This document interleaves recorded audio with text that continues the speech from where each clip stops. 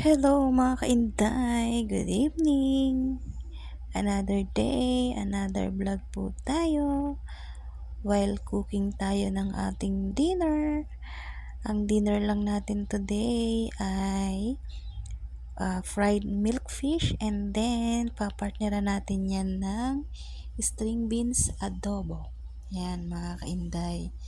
It's so yummy na and veggies healthy food muna tayo. Syempre, sinahugan pa rin natin yan ng little lang na pork. Yan. Para medyo may kulay. Charot. Ayan, mga kainday. Nag-adobo tayo dyan ng string beans. Syempre, alam nyo naman mga kainday kung paano na mag-adobo, di ba? Kanya-kanya tayo ng technique sa pag-adobo ng veggies. Yan. Ayan na, it's so healthy ng ating dinner. Okay na tayo dyan. Busog na tayo dyan, mga kainday.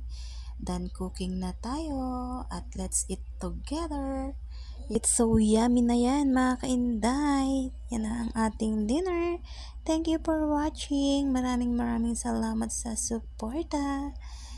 Done cooking na tayo. Ayan ang ating healthy food. Yan na po. Bye-bye!